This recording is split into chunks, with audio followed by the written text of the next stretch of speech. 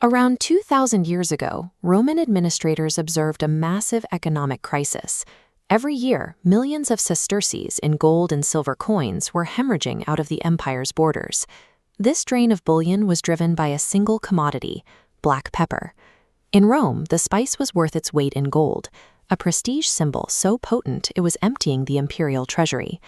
All that wealth flowed directly to a specific trading hub on the southwest coast of India. The ancients called it Muziris.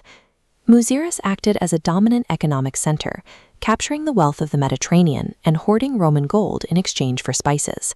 Yet, if you look for Muziris on a map today, you won't find a sprawling ancient city or any standing marble ruins. No rival army marched in to destroy it.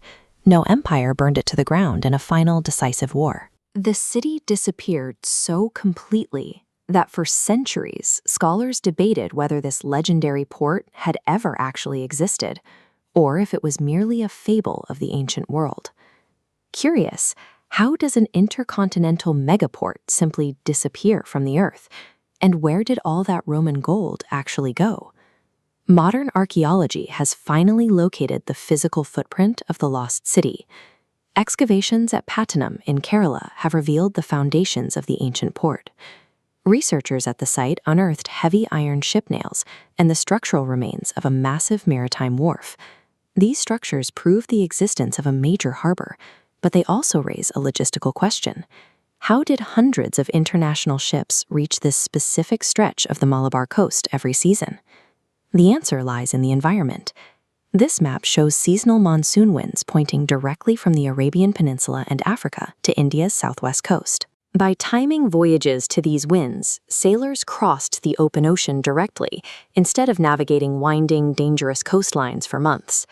Muziris capitalized on this technological leap in maritime navigation, turning the predictability of the wind into extreme wealth. The soil at Pattanam held an array of imports: fragments of Mediterranean ceramics, West Asian glass, and thousands of Roman amphorae.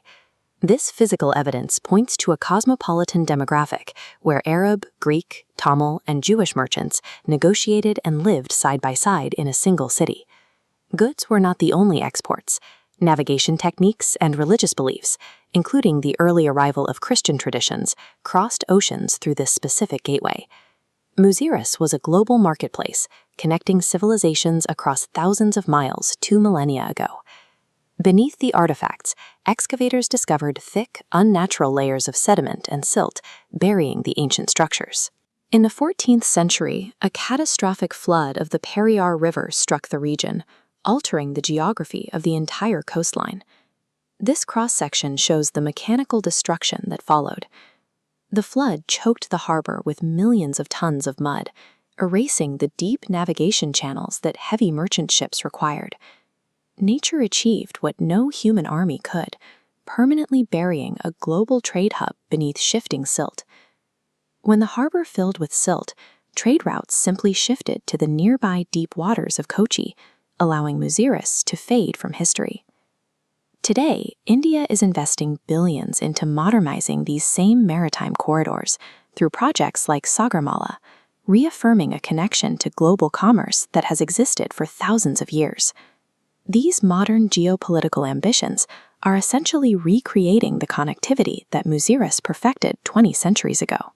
Every container ship crossing the Indian Ocean today still navigates the fundamental maritime pathways established by the ancient sailors of the Malabar coast. While the city was buried by the mud, the trade logic it pioneered remains the foundation of our modern, wired world.